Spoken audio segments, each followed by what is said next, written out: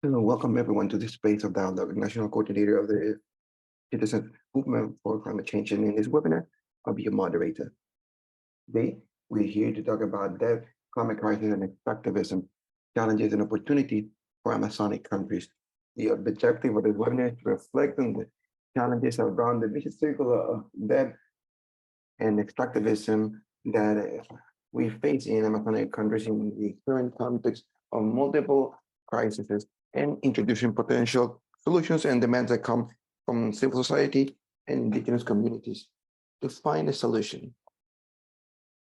This space, we gotta say, it's a part of a webinar cycle on fair financing that has been put together by Latindadd. And for this date, we have 4 speakers that will introduce us some of the advances, the research work that they've been developing. We have Maria Soledad Betancourt from the Popular Institute of Training from IPC. She's going to introduce the Colombian case. We have Charla Ganga from Projecta that's going to introduce Suriname's case. Marco Nordke from Bolivian Platform for Climate Change that's going to introduce the Bolivian case. And finally, Sineida Yasakama from the National Confederation of Indigenous Population of Ecuador, and she will tell us about the Ecuadorian case. The methodology for this webinar will be, we will have a presentation of 10 minutes per each one of the speakers, and then at the end, we will have space for Q&A. So we invite you to asking your questions in the question box that we have in your screens. And just write down for whom it is. So with any further ado, let's start. Let's start with our first presentation. I will introduce Maria Soledad Betancourt. She's an economist and master's in urban studies, regional researcher, and partner of the Popular Institute of IPC. Currently, she's a researcher in the debt, climate, and extractivism in the Amazonic country, directed by Latindadd. She's a teacher from a professor from the University. She's Maria Soledad Betancourt from Colombia, and she's going to introduce the case that she will tell us a little bit more about. Thank you. Good morning, everyone. It's a real pleasure to be here with the whole team of Latindadd and the organizations that are calling out or summoning for this conversation to be able to share, we can say, with some of the reflections that the whole team of Latindadd or the 5 countries that are involved here, we've been developing about this that we call the double or multiple crisis between climate change, debt, and extractivism in Amazonic countries. So we'll try in this short amount of time to give you a general mapping or map out about the key problems and the alternatives that we've been discussing with a central objective, which is to center the dynamics of this relation between debt, climate, and extractivism in each and one of the countries, and to look after mechanisms to activate the alarm through communication mechanisms, through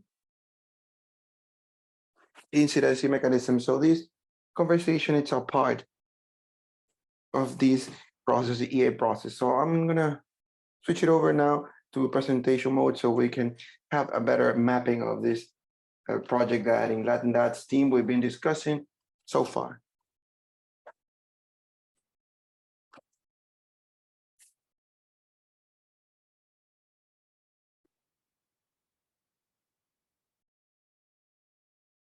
Well, I'm gonna try to, in this short amount of time, to give you some sort of mapping. You have an image there that shows us on one side, what is the territory that we're talking about? We're talking about the Amazon as the region for the greatest tropical forest in the planet. And as a joint or group of diversity or biodiversity that gives us some input to regulate the climate at the global level. That's the reason why also at least in these 5 countries here, that we share part of this territory of the Amazon, is that we gather here to think about it. It's a broad um, area where we have 47 million people, 551 indigenous communities, and we need to recognize them currently as the biggest gatekeepers for this area. So the alternatives and solutions shouldn't be built without them and without all these type of communities, ethnic communities, and the general population, and governments and communities that move around this territory. Deforestation and extractive activities are affecting the Amazon in the carbon emission, and it's this affecting not only community but also the whole humanity. We've been looking at a joint group of factors or impacts for climate change, like the increase in temperatures, the intensity in droughts and forest fires. We have rainfall, but in shorter periods. We have diseases as migrational processes from communities due to climate change. And we've seen in the last few days news about Manaus, where there's a big reduction in water availability. We've seen it in different reports from Brazil and the press worldwide, how the Brazilian Amazon, it's living or going through one of their worst droughts. And we're calculating that around 500,000 people can be affected. So we're only talking about regions around Manaus and parts of the Amazon or Brazil. We've also seen that there's a painful situation in the region, in the Tete River. In the last few days, we saw that there were 125 or over 125 dolphins dead in the area. So why is this happening though? This is happening because a double crisis. On one hand, the logic of the capitalistic system is looking after expansion in territories to obtain more earnings. So this has led for the oil production in the Amazon to broaden in the different territories.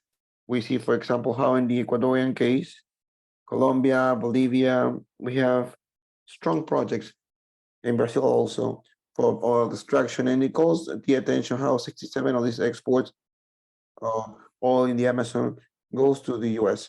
Throughout the exercise, we see that this multiple crisis is associated also to a poverty crisis and expulsion of communities and of inequities, basically. Inequity in all dimensions, in the territory dimension, in the political dimension, in the structure, and the financial architecture, internationally speaking. So, in this full image of the Amazon, we see hydrocarbon projects that are generating this impact. We see some of the maps of Colombia and the impact that it caused. That's showing how the farming print shows, which in Colombia is one of the main producers of greenhouse emissions. So we can understand how and why they happen. But why are we talking about equity and reparation? Part of the analysis that we want to make is understanding what are the strategies for global southern countries can move forward towards solutions and alternatives. We are always told, the southern global countries or the global southern countries, that we need to make efforts to change all of our strategies of energetic matrix and all the demands that we get from the different international instances, but we are permanently forgotten, or we'll permanently forget that this type of actions and the changes that these sectors go through these problems, that is generating a lot of problems for us to respond. And that is something that generally the global northern countries do, and the more developed countries, in the sense that they are within the ranking of the biggest climatic endeavors. US is one of the main ones, even with a 40% of responsibility as a climate endeavor and ecological as well. Then we have Russia, Germany, the UK, and Japan. But we see how the US appears in this ranking really importantly. And we can say also that in the case of Latin America, it's also really important because of the dependency relation that we've developed with this economy. One recent study is interesting to see how they identify the climatic debt to demand reparation in the global south. One recent study that we've been also developing and retaking here when reflecting with our Latindadd team, this show a concept that I believe it's interesting. The rich countries should pay a total amount of $170 billion towards 2050 so they can compensate the colonization of the atmosphere with greenhouse emission gases and the problems that heating or warming brings with it. So these countries should pay as a reparation because they had appropriated the biggest range of the atmosphere. So all this responsibility that they have in the expansion of the greenhouse emission is an appropriation of a common asset of the atmosphere. It's the atmosphere that we have to breathe and to be and to remain in this planet. I believe that it was interesting, this piece of data that also shows how, according to the data, the US should pay $80 million towards 2050, and and it shows also how Brazil, Colombia, Mexico are the Latin American countries that we owe more money to in absolute terms. We're talking about these recent calculations that this study does, so we can show some indicators. But obviously, that's with each one of the studies that each country does, deepening into. And how would the minimum be that we should be receiving per compensation? We see that Brazil will be allowed to $6.3 billion, Colombia 1.6 billion, and Mexico 2.5. I think that we also need to combine not just that South-North relation, but also the South-South relation and internal responsibilities that have to do with governments. We can say the disasters that were generated with the policy that Bolsonaro's government caused, with the expansion of extractive activities in the Amazon, where we saw how it caused several fires in the Amazon. Like this is right-wing outlook like Bolsonaro's in 2050, we need to understand that we need to face this greenhouse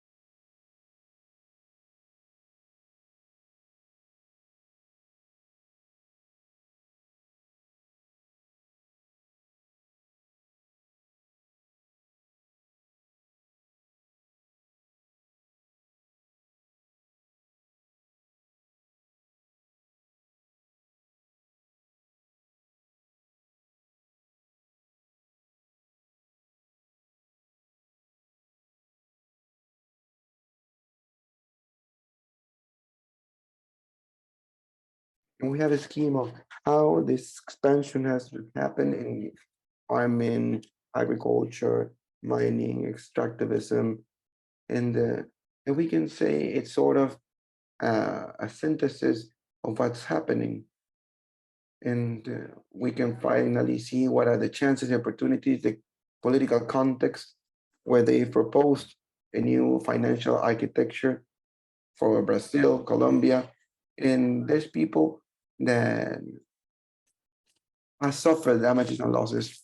A Colombian government also proposes a transition, an energetic fair transition, a change of a climatic action where we are proposing the national plan for a territorial organization through the environmental justice and a productive transformation for climate action.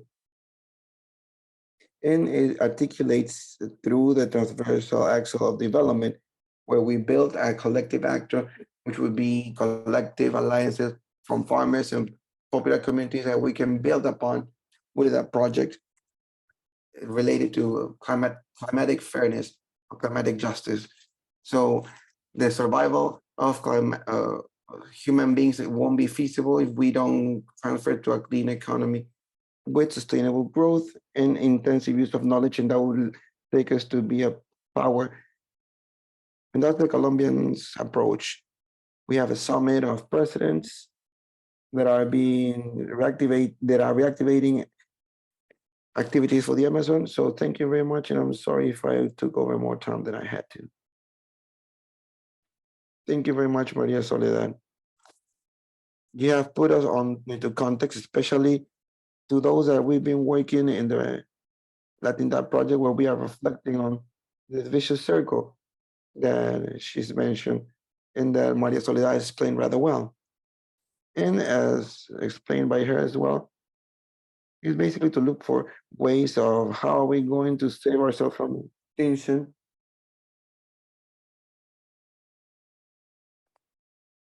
There's a beep there. It's an awful beep. I don't know what's happening.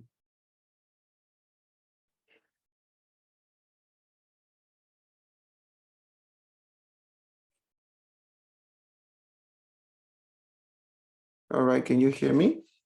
Yes, I think we can. All right. So we're going to move forward with Shabaganga. She's from Suriname. She's the director of Projecta, an organization or civil society of Suriname that works on the rights or on rights related to human rights, democracy, and good governance, with special attention to rights of women and gender equality. She's got many years of experience as a professor, consultant in matters of gender and transversalization of gender, communication for development, promotion, and dialogue processes. She's also formed in sociology, theater, and she's a journalist from newspapers. So welcome, Sharda. Thank you, everybody. Can you hear me? All right.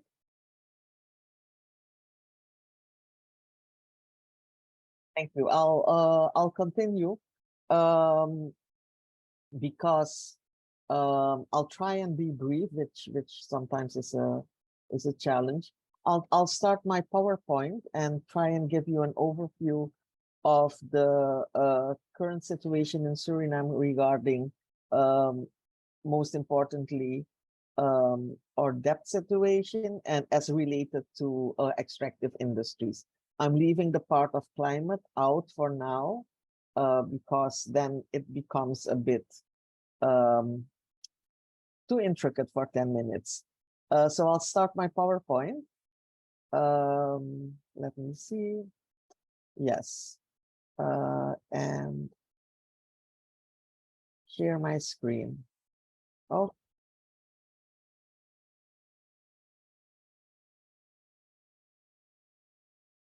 And if you can stop your screen, Soledad, so Sharda can share her presentation, please.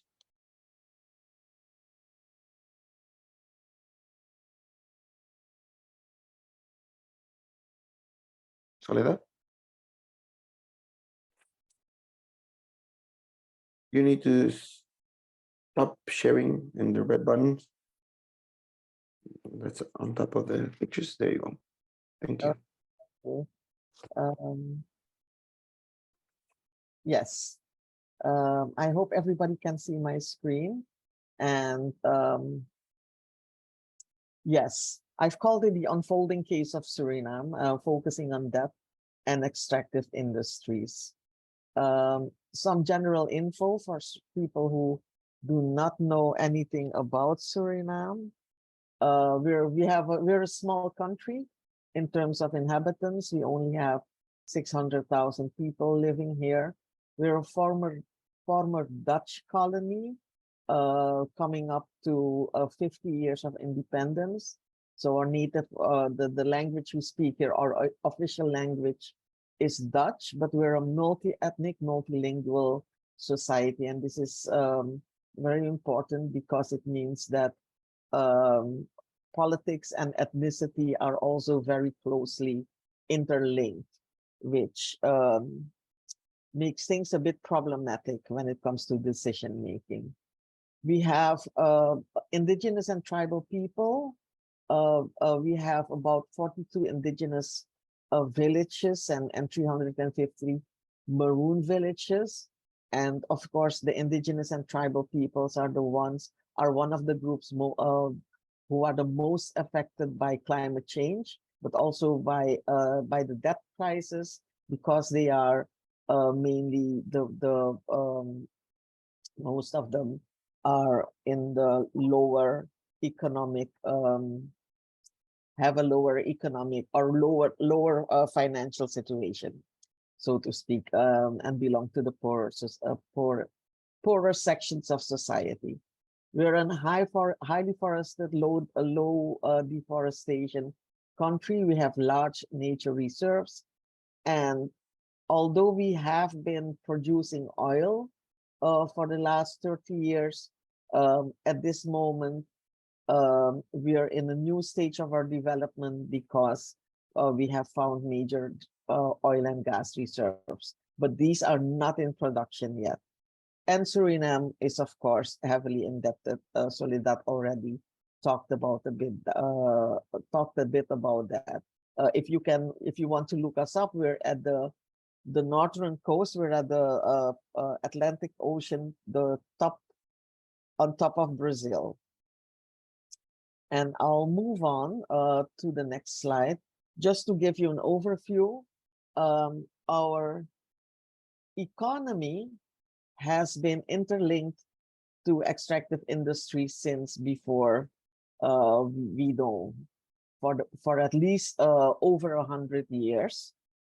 When bauxite came into was found and was being exploited by the Alcoa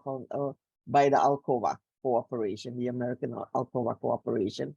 Bauxite was our past main export product. Oil and gas, well, no, not oil and gas. Gold and oil has been our present for the past 30 years. Bauxite is now finished. We've moved on to gold and oil. And now we're moving ahead to offshore oil. And to the right, you can see our contribution of extractive industries to the GDP and to the government income from mining, and the contribution of extractive industries to our foreign exchange earnings. And as you can see, these figures give you an idea of how important the extractive industries are to the economy of Suriname. We are in the middle of a debt crisis, but it is not our first one. Like most countries, once you are in that cycle, or once you are familiar with the debt crisis, you can almost be certain that you will be there again. This is the third time that we are in a situation like this, but compared to the previous ones, this is on a whole other level. And we have to stress that debt, or debt, or sovereign debt, is as much a result of external as it is a result of internal or national factors. If we look at the external factors, you have shocks like shocks to gold prices since 2013, which was really a nosedive in the price. Oil prices that go up and down, and even if the oil prices go up, you would think that as an oil producing country, petroleum producing country, that is to our benefit. But the problem is also that we do produce oil, but we also import refined oil. So the balance of that is not always good for us. The Alcoa closed shop, closed their business in Suriname in the past about 15 years ago, but officially I think about 5 years ago. And they had built a hydro dam, and which the Surinamese government had to take over, and for which they needed money. But also the takeover of the hydro dam had implications for our energy consumption, for the prices of our energy. It's a long story. Internally, and of course we had COVID-19, but internally, one major aspect is that that what all these three crises had in common is that there was always the same government that was in power, which was the Bouterse government, who managed to loan for more than $1 billion in 2016. So we have external factors, but internally we have a governance problem. So this slide, I won't go into it too deeply, is just to give you an idea. Soledad already referenced the amount of our GDP, how much of our money is tied to debt service. And you can see in US dollars, in the red, and then the blue is in percentage of our government revenues. And as you can see, that is enormous. Almost half of our income is of our revenues go into debt service. The impact of the debt crisis in general is nothing new. It's the same as in all countries. You have cuts in social spending, education, healthcare, social protection, but also it means there's less money for production stimulation and infrastructure. There's suspension of ongoing government projects. There's non-payment. This is an important one, is that the non-payment of local debts lead to a fragile banking sector and to private sector companies who are struggling because the government is not paying them back, but also the service delivery of the government of things that the government is should pay for is endangered, because companies don't want to sell services or goods to the government anymore. We have decreased credit ratings, and overall there's a huge economic crisis in the country with increasing poverty every day. So Suriname entered into an IMF agreement, with the IMF for fiscal restructuring, and an IMF program which started in 2021. And the IMF program objectives are the usual IMF objectives. As of now, we are in our third review with the IMF. There was, as you can see, between March 2022 and June 2023, longer than a year, which means that Suriname missed almost twice her deadlines for reporting. The third review was done in August 2023, and the staff report was mainly positive, in the sense that the IMF agreed to get us another tranche of the payment from the facility. But the IMF also stated that our expenditures are still too high and our revenues are still too low. And we all know what that means. And the staff report also stated that they were not happy, the IMF was not happy that we were still not in agreement. We had still not reached a debt restructuring agreement with Oppenheimer and China, two of our main creditors.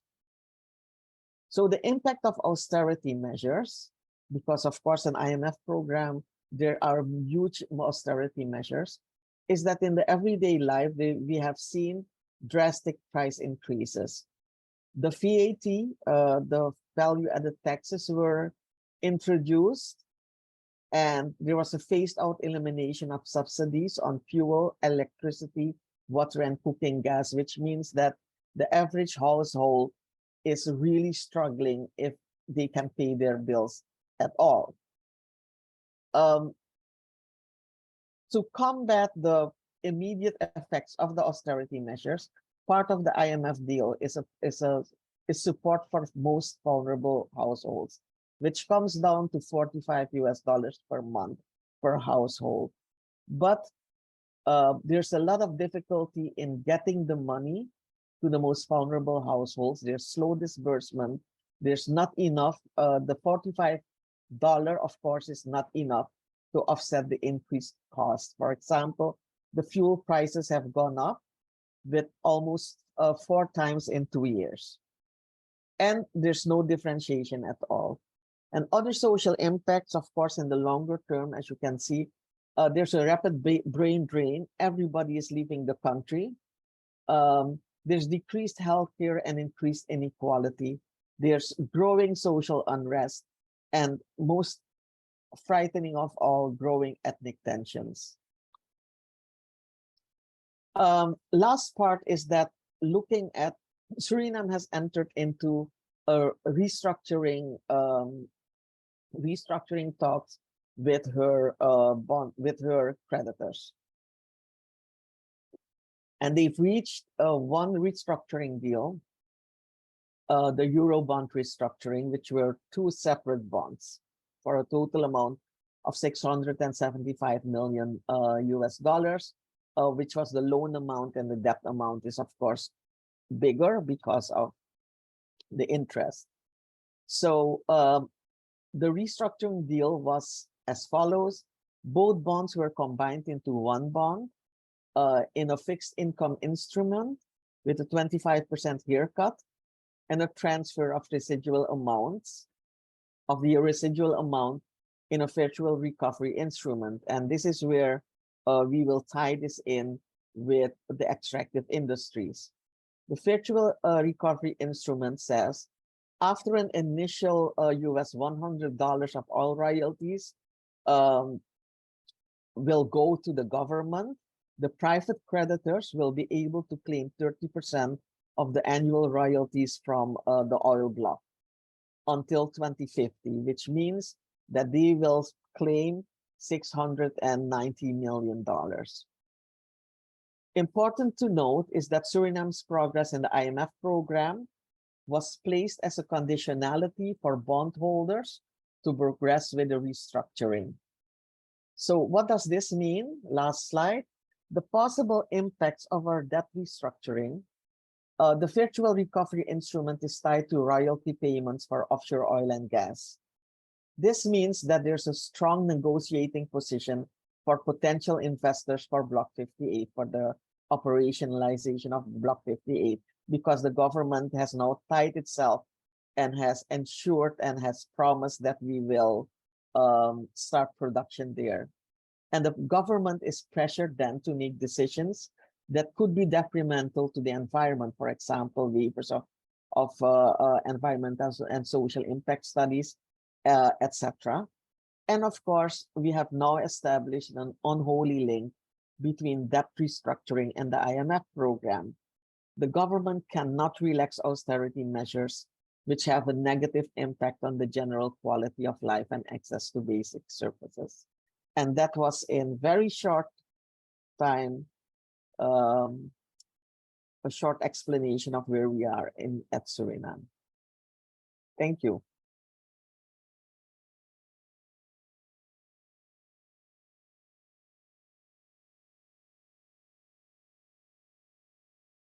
Thank you very much, Sharda.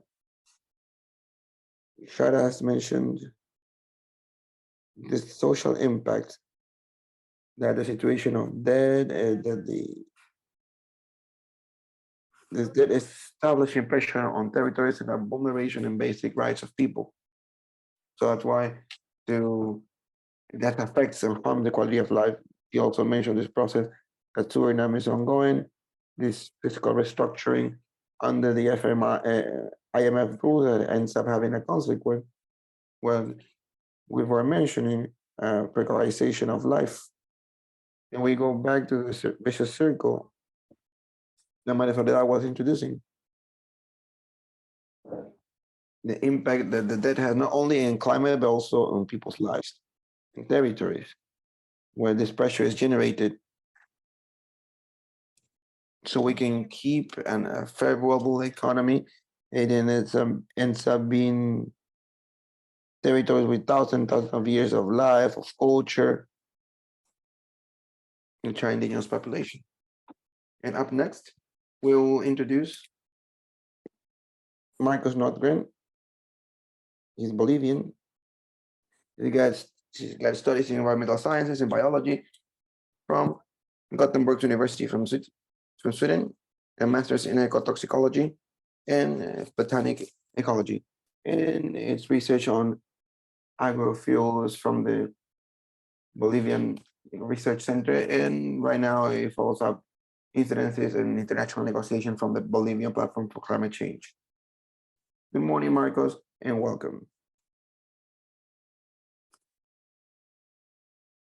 Good morning, Micaela, and thank you very much for allowing me to make a presentation. It's a real pleasure for me to participate of this virtual webinar. And I'd like to thank all the participants as well for the interest and for getting involved in this important discussion that sadly it's not as present as it should be in a more daily like discussion. So I would like to put here on screen the presentation that I have prepared so it can help me a bit while I make a presentation.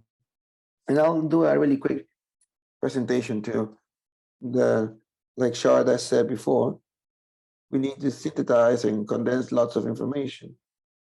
So I'll try to do a crossing of the three biggest themes that we have as a center: the extractivism and climate crisis.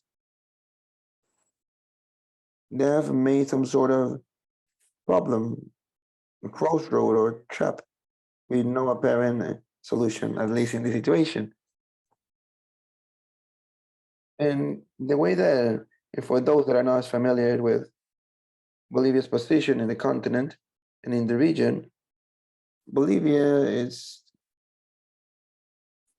in a middle point from the South American continent between the biggest ecosystems of the continent, with practically 70% of the territory in the Amazonic region, the Amazonic basin, but also with a really well-established foot in the Andean region, of the biggest mountain strips of the Andes, and the dry forests as well in the southern side of the continent. So it's here where we focus the discussion of the Bolivian situation. In the last few years, we've gone through an important economical, financial arisal since 2014, where thanks to natural gas exploitation in an extractive industry, we were able to obtain an important increase of the availability of financial resources in the country and the growth of international reserves that we saw happening in these last few years, but also a broadening of the social investment from the government in education and in some other bonds, for example, to aid children's families, mothers, among others. However, this positive situation, the country lived, this period of time since 2014 has changed slowly, but really notable, with a decrease of income that on one side was used by the reserves for the reserves use. And in the other hand, not being or not using reserves enough in most recent years, but we had to complement it more and more with the acquisition of debt. In this graphic, we see the relation between international reserves and the debt. The debt that the country acquired, and what we see here is this investment or a decrease of income that at due time they got to an important point that represented 50 billion dollars reserve, but that in the last 9 years has reduced.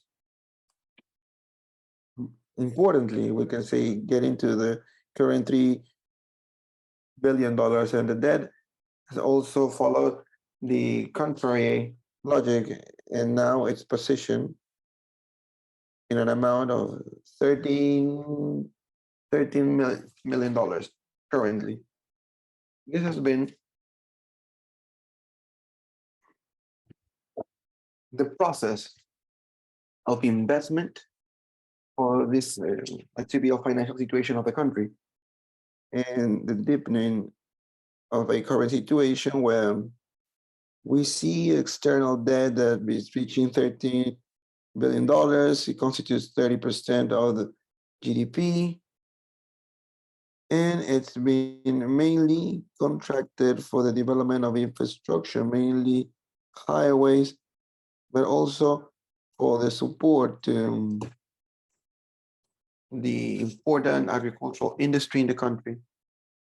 In 2022, we saw a big leap in the service of the debt for Bolivia, where we reached 1,800 or $18 billion, which was a leap from 120% in the payment of the debt between 2021 and 2022. So here, there's an alarming signal of the cost and the effort that the payment represents, and these readings are not as promising. In the analysis that we've made from joint work with Jubileo Foundation that we're doing in the country, we've seen that if it's true, this increase of the service of the debt has been really significant, at least in budgets that have been presented from 2019 to 2022, we have just some sort of stuckness and a mild reduction, possibly, that we can see in the expense. But from 2023, we are budgeting, at least theoretically, an increase of the spend. But it's in base case scenario, meaning it's stuck. And there's a risk of going backwards in our social advances, especially what we've achieved in these last 16 years. The scenario, it's not promising, like I said. In the next few years, Bolivia seems to have many complications, and the extractive industries are the ones that have compensated in a way the reduction of income that natural gas reported in the previous years, with an environmental and social cost, though. And as a signal of this, we can see that basically 80% of greenhouse emissions come precisely from this agro industry, and also from farming for meat. That we're going to be importing to China, or we're already importing in small volumes.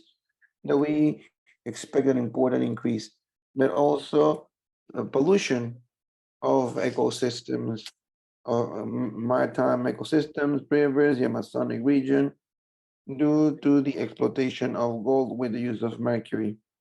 So the cost of replacing natural gas is, of course, generating biggest impacts that are not even being quantified properly. And we have an additional hope that the current government has been thinking about, and that's lithium.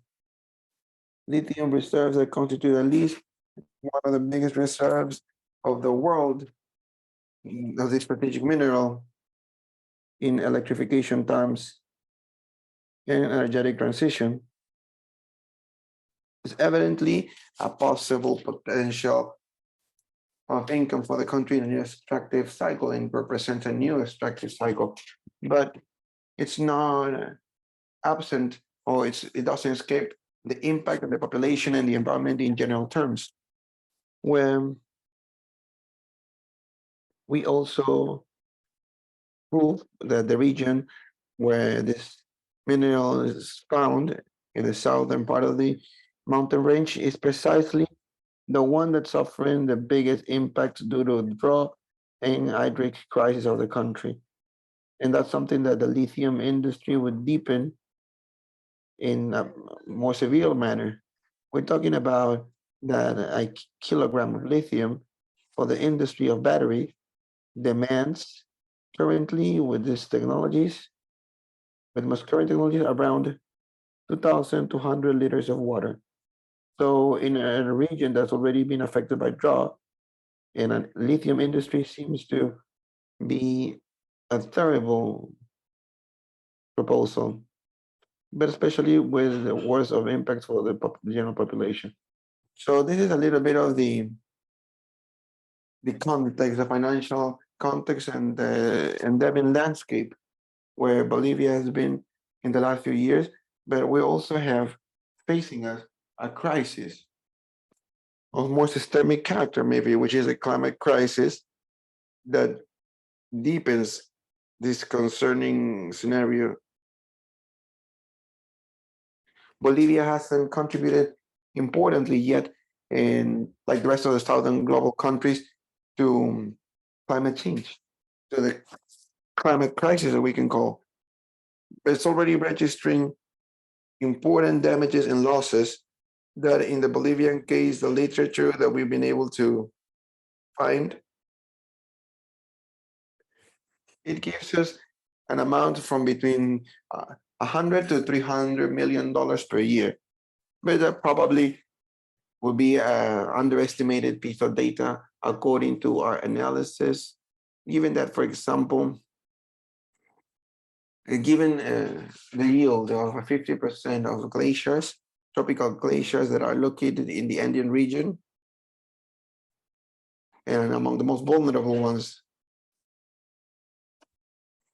only by melting, or the melting that has affected the availability of water in the whole region of the highlands and valleys, would demand several millions of dollars, and or billions even, to replace a regulation function that these big masses of ice were handling. But this data, these calculations, haven't even started yet.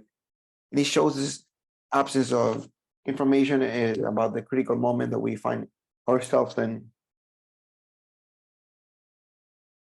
And an important piece of data is that the relation between climate crisis and the macro-financial situation of the country is that one of the main sectors that has been impacted by damages and losses of climate change is precisely a key sector for the country, and that's been replacing in a way of broadening the income in replace of the natural gas resources that have stopped their entry to the country. And it's precisely the sector in agro industry, and in general terms, the farming and indigenous agriculture, is the one that's suffering the biggest impact, and that in the following years probably won't be as feasible as it is for the country.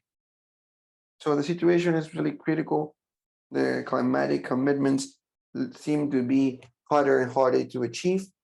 And we calculate that for the compliance of commitments that the country has assumed in the framework of their national commitments, the climate agreements, the country would require around 12 billion additional dollars just for the investment or the reduction of greenhouse emissions and the reduction of emissions from the energy side and forests mainly, which means, of course, that represent huge amounts of resources that are alike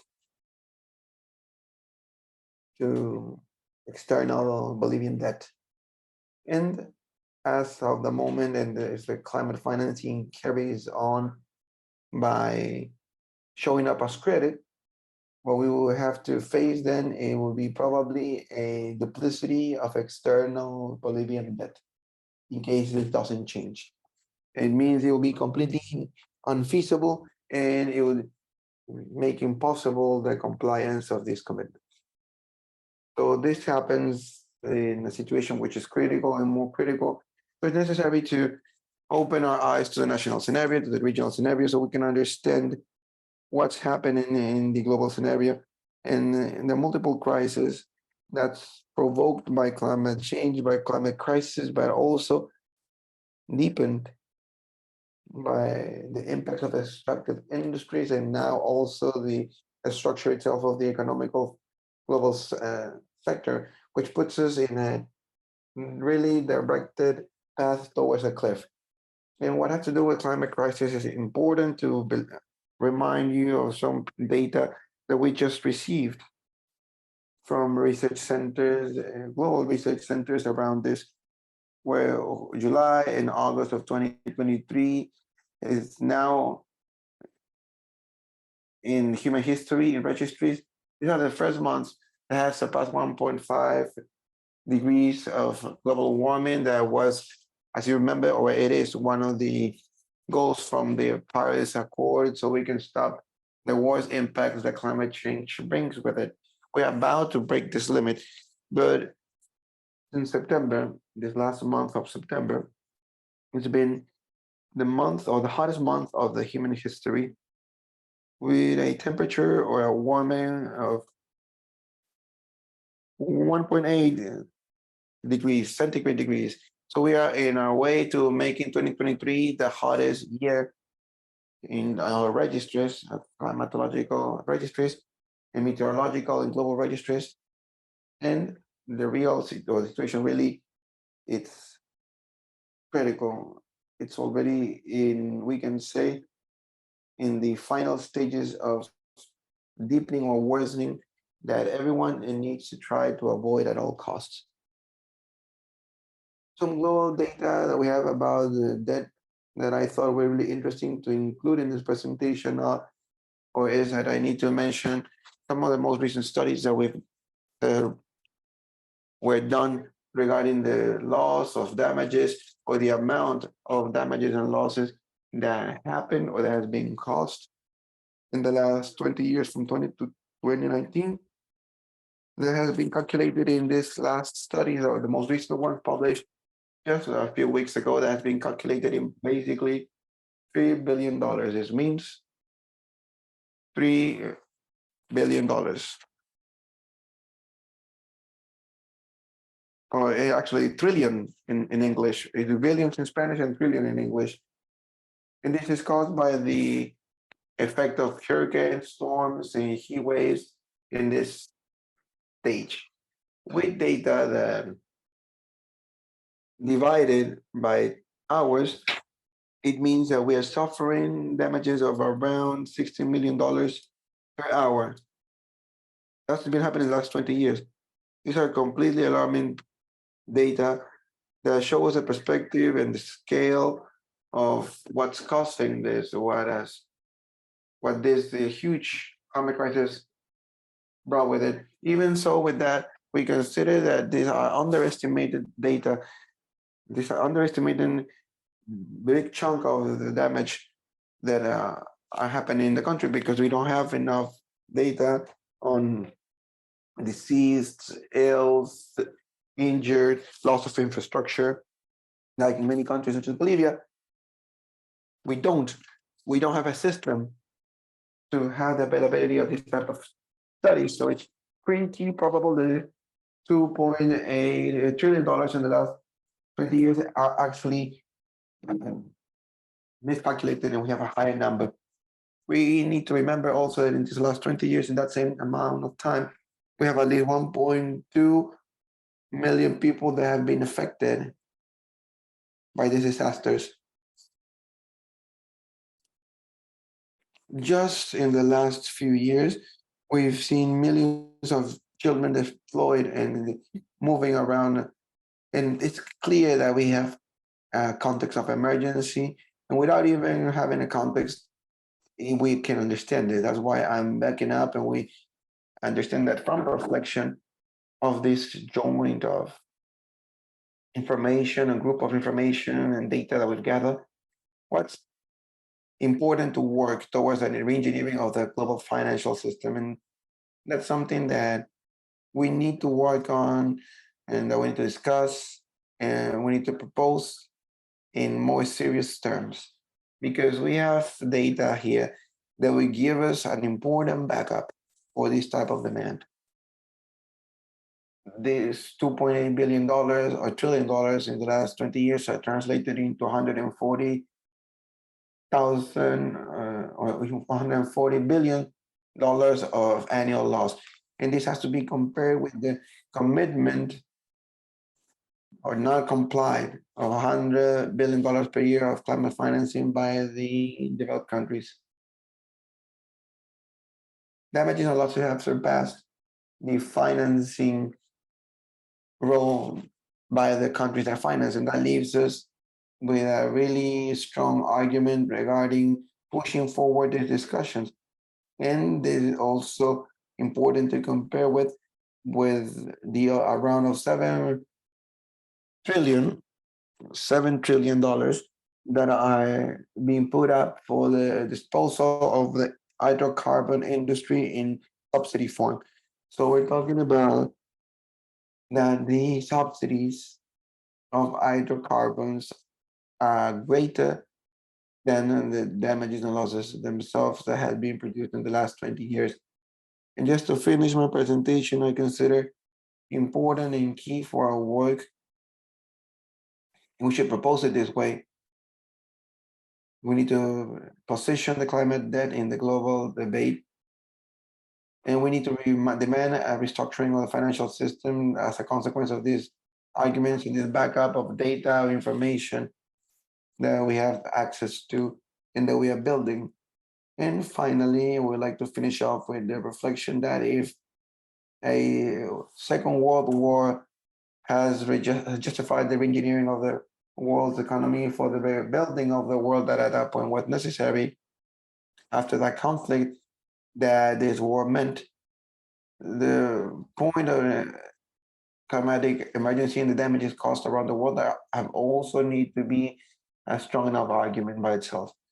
So I think that this reflection should aid us towards guiding us to our own north. And thank you for the attention that you've given me in this seminary.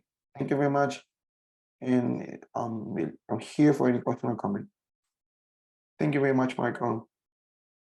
Michael has presented, has raised all of the alerts, and has been able to deepen into what our previous colleagues had mentioned, the climate crisis, the multiple climate crises that we are facing. All of the alarm already triggered, and it's necessary then to start acting on it.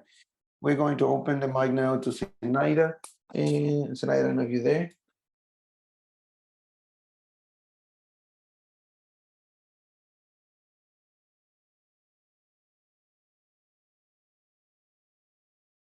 Zenaida, you there? Hello. Yes, Zenaida, let me introduce you. You were muted. Well, Zenaida Yesacama is a mother, indigenous mother, fighter for rights, and representative of her community, vice president of the indigenous nationalities of Ecuador. Zenaida is a licensed in economical sciences by the Camagüey University in Cuba.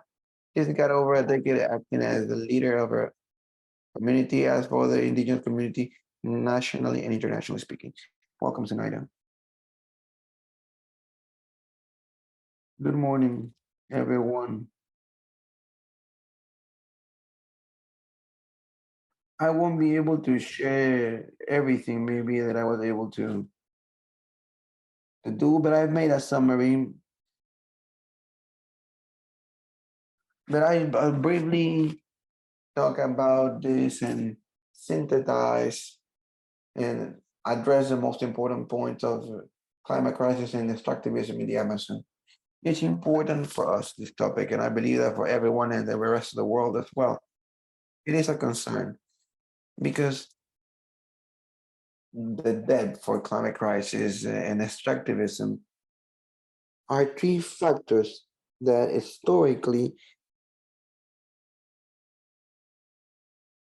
and that exaggeratedly also has stopped sustainable development of countries, especially Amazonic countries, generating multiple social crises, environmental and financial as well.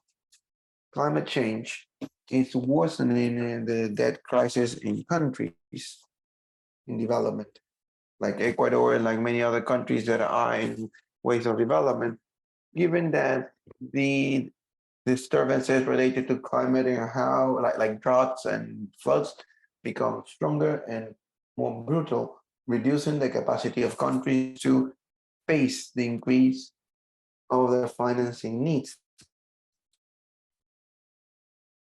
Over 70% of this public financing for climate adopts the shape of debt, and it's channeled mainly towards the mitigation of climate change, leaving aside adaptation and resiliency. So it is a concern for all of us as an indigenous movement and as an originary people.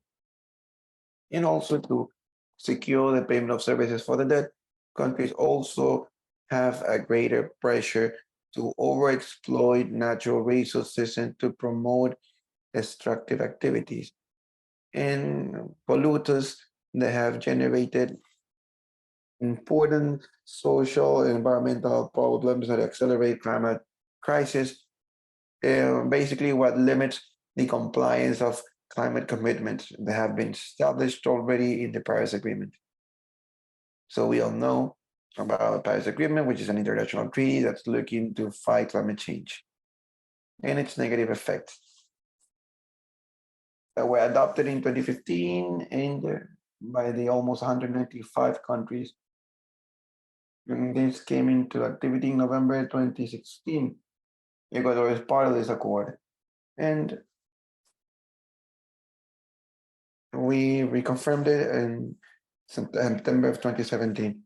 Before facing that landscape, we require a political agenda that's multilateral and that would promote the structure or a structural transformation that would benefit economies that are the most vulnerable in the world. That would include also an architectural reform for the debts, and it will increase financing for climate investors. And it's important and it's urgent, and we need to improve on the access to financing of countries that are vulnerable and in conditions that would secure sustainability of the debt and the needs of development at long term. And also an outlook from indigenous populations on debt, where I'm going to mention some of the important points from our own vision. That is something that affects deeply indigenous population in the past and in the present. Indigenous population has suffered a process of stripping away and marginalization by the governments and companies that had in their territories and their natural resources. We, the indigenous population, we have a different vision on that. based on the cosmovision, collective rights, and their relation with nature. So at least I'd like to mention some of the approaches or points of view from our own cosmovision. Indigenous population will recognize that as legitimate. And we don't do it like that. We do it as a way of stealing common assets. And indigenous population, we also believe we are creators of historical debt, social, ecological, and social and cultural by the states and corporations that had violated the human rights and environmental rights. We still have an historical debt with indigenous population, collective rights, cultural rights, identity rights, and the right to health, education, and development. Indigenous population, we claim respect to self-determination, autonomy, and its free determination on the territory and the ways of life. Indigenous population request previous consultation, free and informed about any project or means that will affect the interest and ask for a previous information process. We also propose alternatives to the model of development based on extractivism, consumism, and endowment. Indigenous population, we establish the need of building a well-being based in balance between human beings and nature. Solidarity, complementarity, and reciprocity in a harmony that we always lived like, and we will continue living within our territories. And that's an important match that we try to relate between man and nature. Indigenous population also, we also demand the cancellation of external debt and the repair of historical debt, social, ecological, and cultural. Indigenous population has established and will continue establishing this, that we need to make a citizens audit that's wholesome of external debt that will include economical, political, social, environmental, and cultural matters. And at the same time, we demand to recognize and to compensate the input that has been provided to the humanities heritage. So we are concerned because these financing processes are not happening. There's no direct participation, and that is a concern for all of us. And I've heard all of the presentations with a huge concern that we all have at this point. And that's why I think it's important that in this space we can debate and we can also give our own points of view. In that also this type of conversations, we need them to happen often so we can continue the analysis, so we can continue looking after alternatives, which are so important in the climate crisis and extractivism. Originary population, we've always thought that for us, the debt is finishing with indigenous population because they've vulnerated our rights, their right to the nature. We always consider ourselves that it will remain firm as keepers of the jungle. So thank you very much for the space. And I will like, and I hope this is not the first and last time participating here because it's something that we are all interested in. Thank you very much.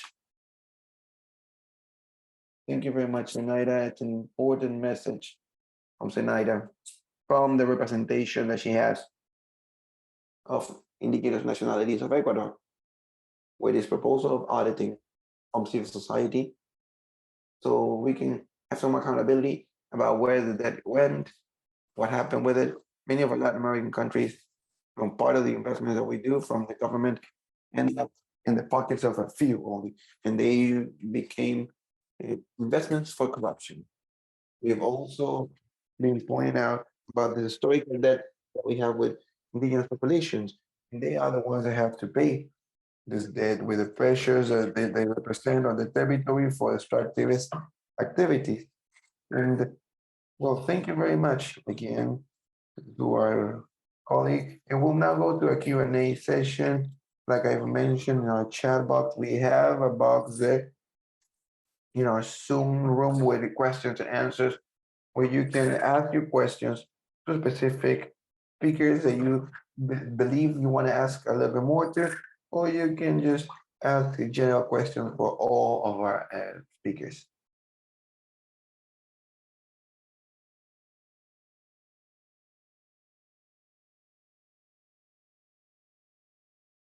And we have some comments, we believe.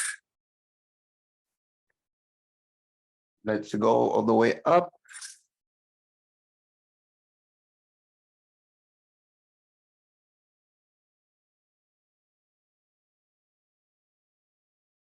All right, Jorge Romero is saying, 50 years ago, we've been doing a diagnosis to look after solutions, mitigation, and adaptation of external events from eco side, but we are still fighting extractivism, pollution, and impunity, facing exploitation of resources that generate unsustainability of the development, creating that would increase the predation of nature that only would benefit 10% of the worldwide population, and that's still harming systems from consumerism and betting on conflicts. So how long are we going to be living this double speech and impunity, and there's no actions developed for well-being? That's the first comment. Let's get another.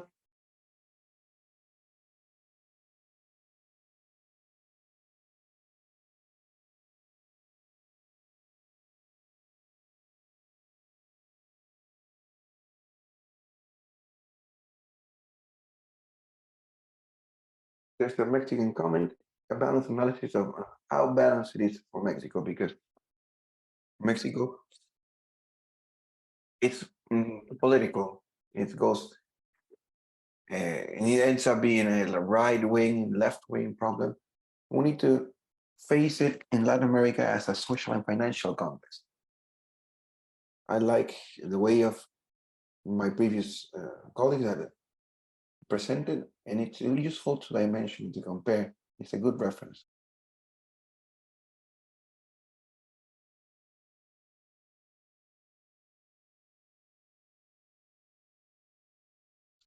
Please, Fabricio, can you come in, or you can put your question? I know you have your raise hand, but can you write your question, please, in the Q&A box or in the chat?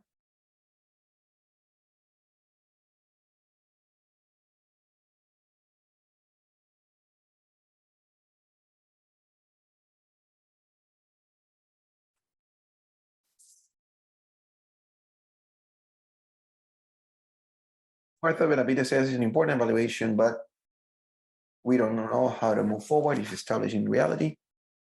And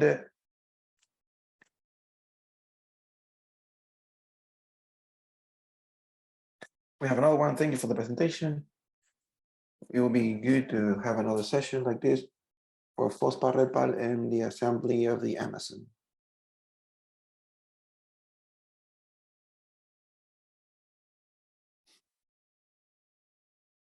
If there's no questions,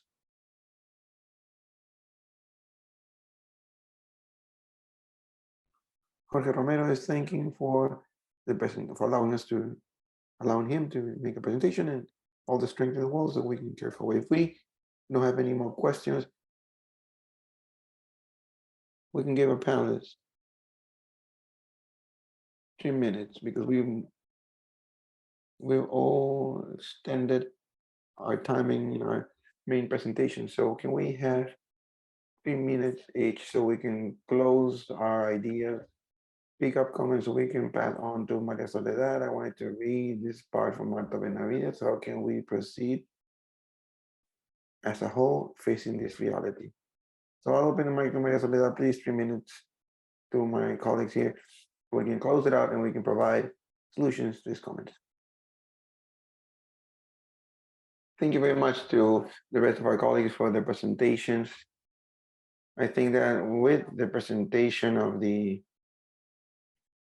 perspectives from the communities, indigenous population, in the case like, for example, Bolivia and like Suriname, we see how they are establishing and putting things in Colombia, we are in an interesting opportunity. There is a leap that the governments or previous governments of ultra right are leaving behind, and even the increase that we have of payment for services or the debt for 2024, it's going to be too high.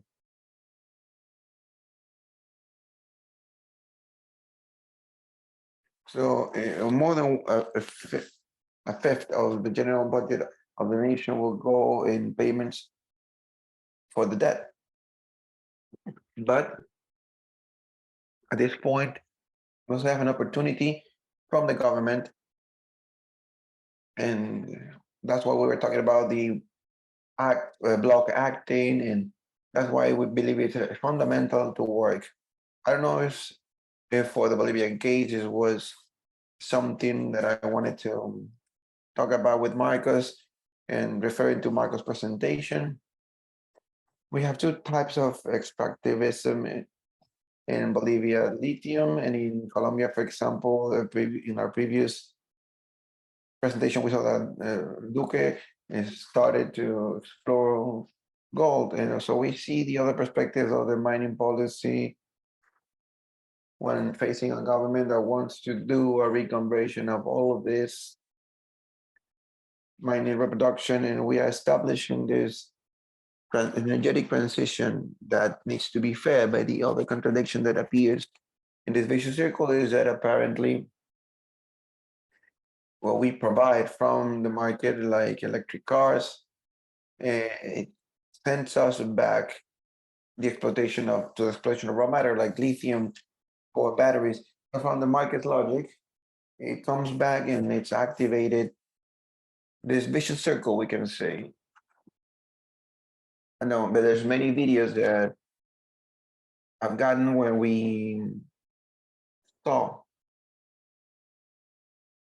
the fall of this president or in the middle of his administration. So we saw that there was a lot of pensions nationwide that were affected, and we saw people claiming to cut ties with Germany due to lithium. So there's a doubt in democracy.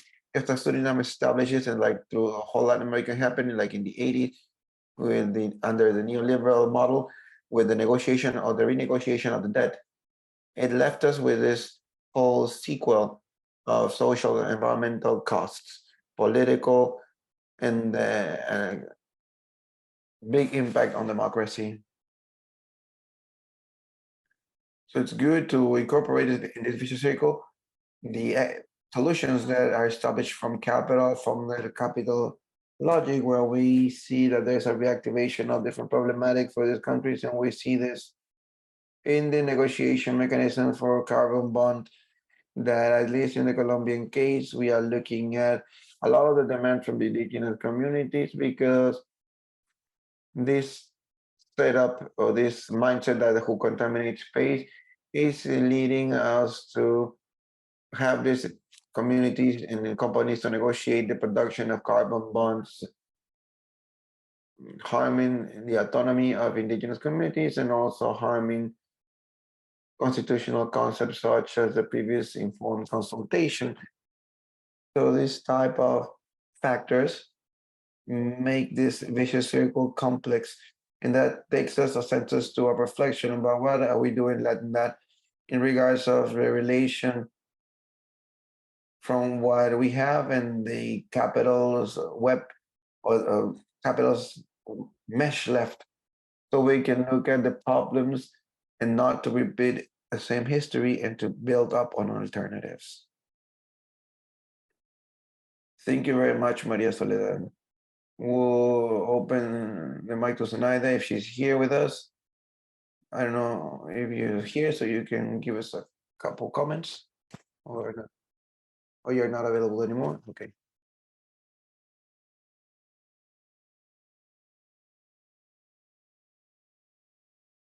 Zenaida?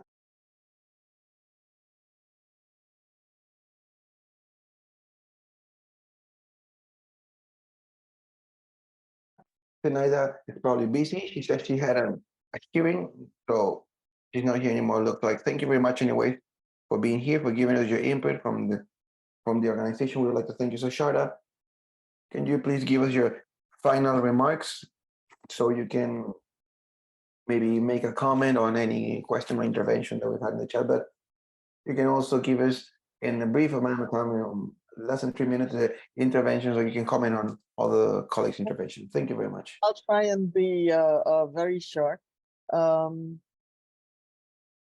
I think these types of webinars are important because I'm sitting here and I'm realizing two things. First of all, the statistic that was shown, I forgot by whom, that September was that we went way beyond the 1.5 degrees Celsius in September.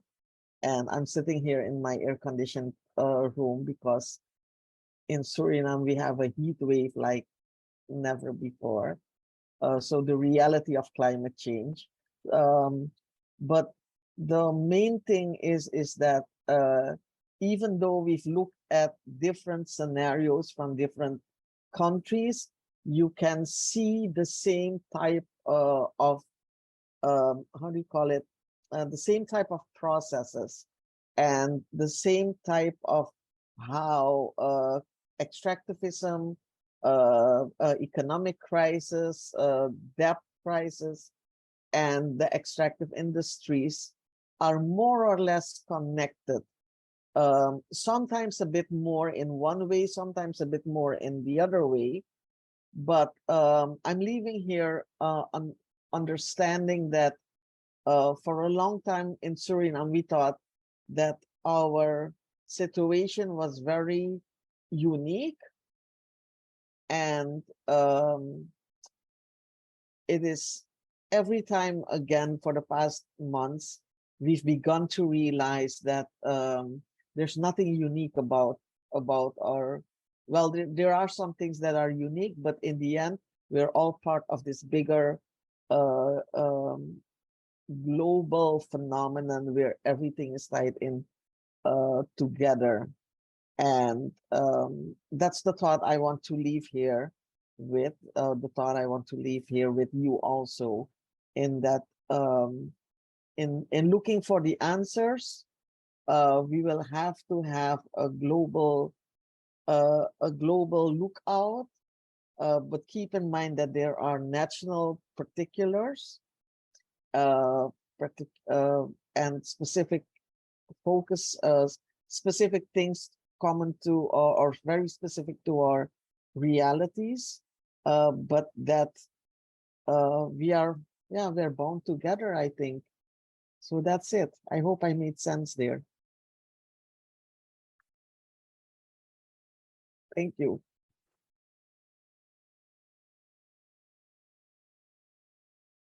Thank you very much, Sharda. And now we'll open the mic for Marcos.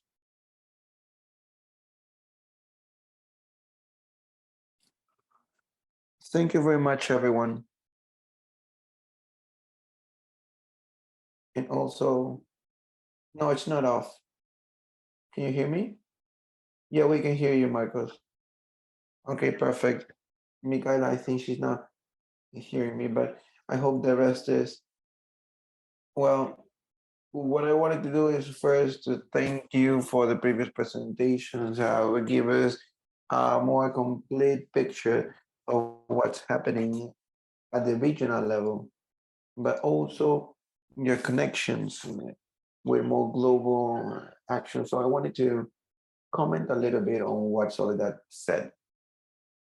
She was asking us about the expectations that we have around lithium and some other extractive industries, actually, given that lithium, it's not different in a way. It's also a part of that same extractive scheme that our countries have been developing and or self-developed in our country in the last decades. And what I can say is that lithium and our financial bet towards lithium is not a structural solution. It's a part of the cycles of peaking and falling of our economy. given that pretty soon we will have a different alternative to lithium as an element for using batteries, and probably prices will fall drastically like it tends to happen. So all of this is a part of this new idea of the natural resources tragedy.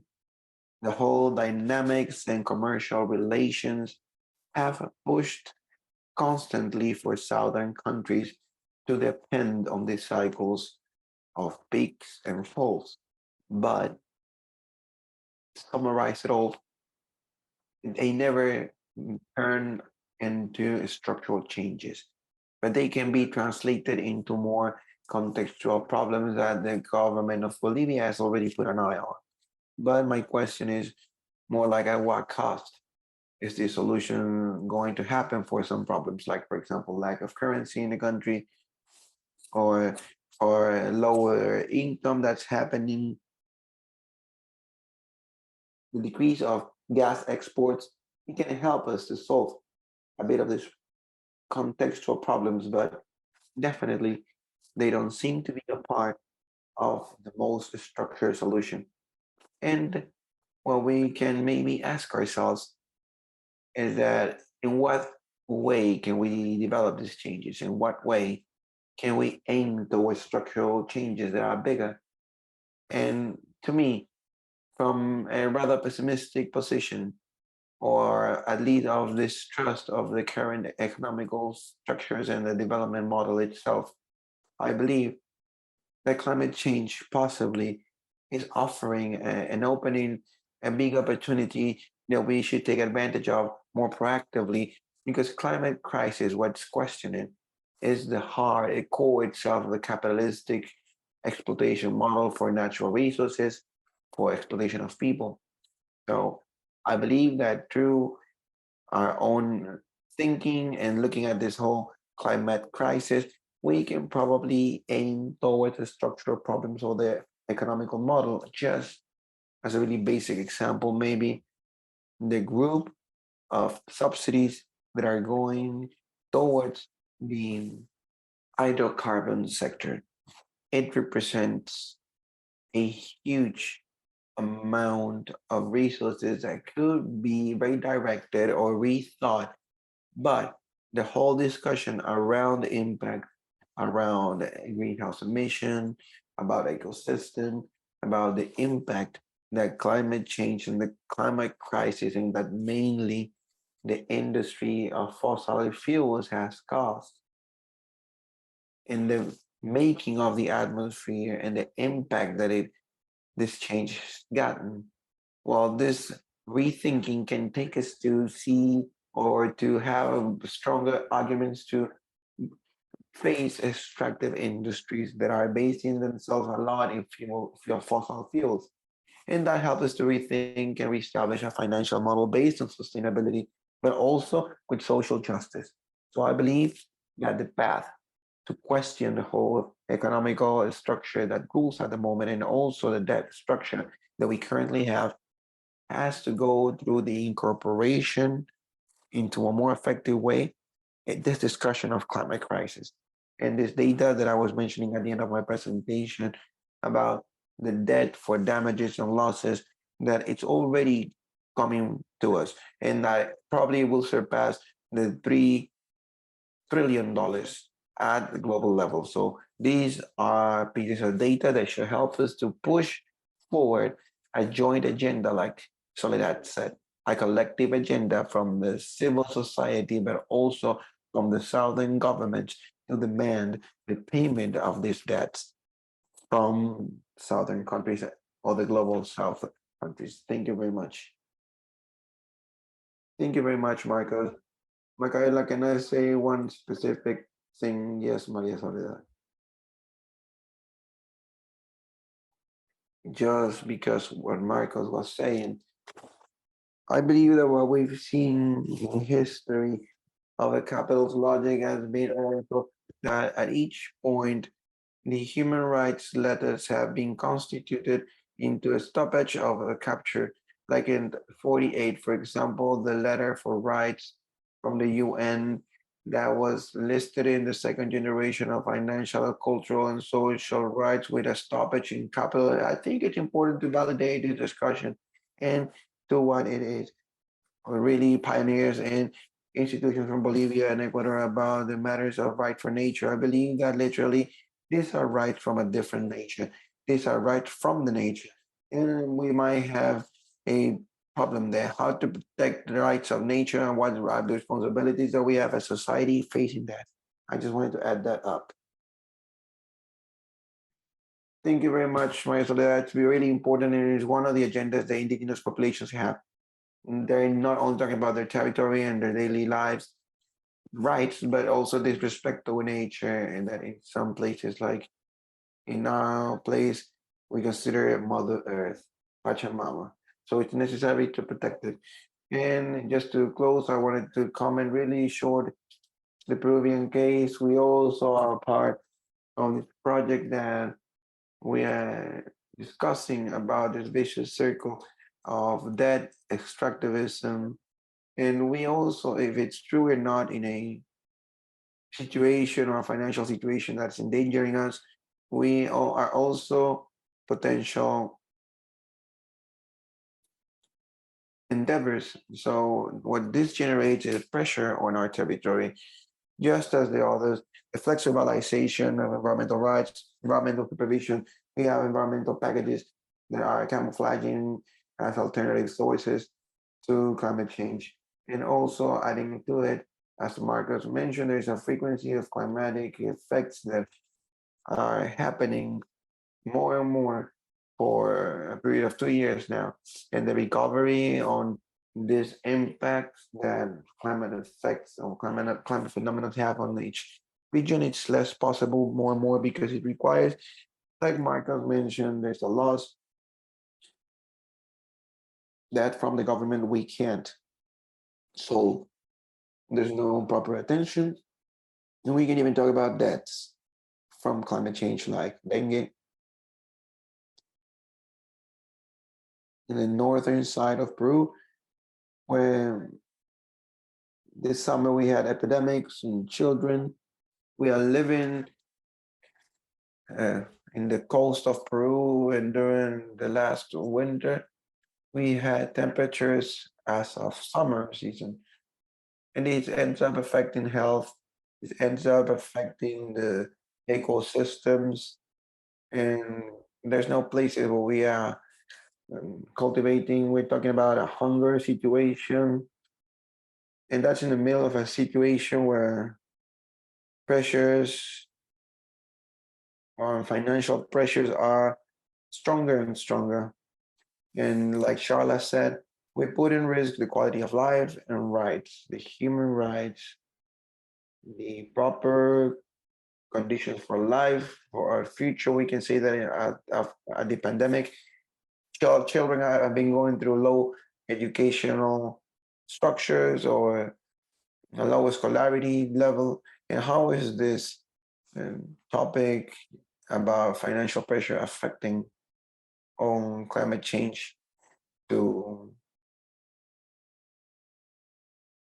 and like Petro said, we have a rate of depression in teenagers, and all this is linked. All of this is related. All of this is related to how the financial or world financial structure works and the pressure that we put on the territory, and this shouldn't respond to climate crisis caused in big part by global north. That, as you said, Maria Soledad, it establishes some pressure to the global south or to the global, the global south to face climate change and to be able to mitigate greenhouse emissions with our forests that are gravely sacked.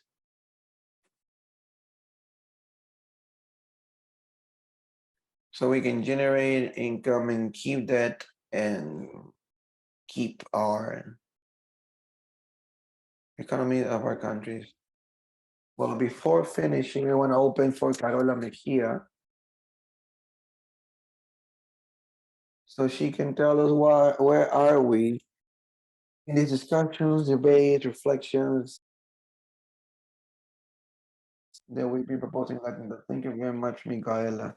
First, on behalf of Latindadd, I would like to thank our panelists, Marcos, Zenaida, Shara, Soledad, and also Micaela for the moderation in the event, to all the communications team, and Jean-Pierre that's also been helping us with the translation, and to everyone that's been joining us through Zoom and Facebook to this dialogue and conversation about these three problems that we wanted to show how linked to one another they are. Like try to say, this is not only a problem of one country, these are problems that we are facing all together, and that we need to look after solutions beyond the ones that we already have, which are fake solutions. We need to actually look for systemic changes, because tree problems are a product of a capitalistic system, consumist global system that's taking us to a no return point, and it's putting us at risk, and it's affecting already livelihood of many people, especially from the most unprotected, historically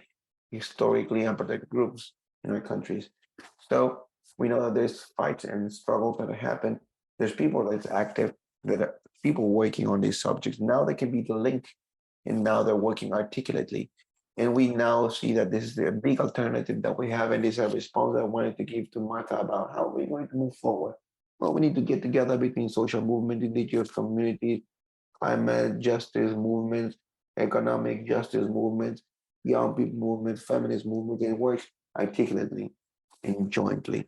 That's the big takeaway, I believe, to work in all scopes, local, national, regional, and in the international spaces as well, where we are talking about this subject. So it's not only about this project that we've mentioned and that we will have a presentation about specifically for results, but we are in a stage of relieving information and gathering data so we can show more tangibly this evidence of these problems.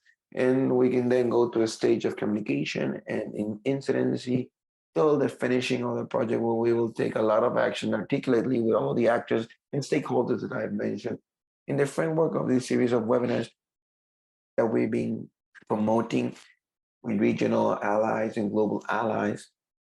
We've also put fair financing as a core, as a main topic in the lifeline of this webinar. So we would like to invite the next one that will take place on October 24th.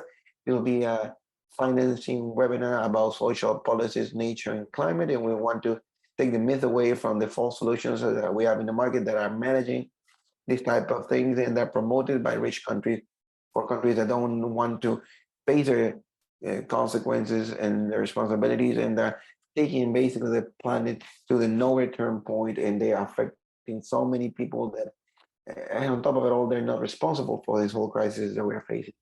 So we would like to invite you to be a part of this next webinar. It will be Tuesday the 24th. And to everyone here, also, we are talking a lot about things that we will talk about in COP28, climate financing, many other topics, and on the role that the different stakeholders have and that we all have in this process. So thank you very much for your participation, for the excellent presentations that we've had today, for the participation of everyone joining us. And it's a real pleasure to join. So thank you very much. And let's carry on with this fight that will not end up yet in the process. And like one of our colleagues said, there's still hope. So we shouldn't lose that hope. So thank you very much and have a good day.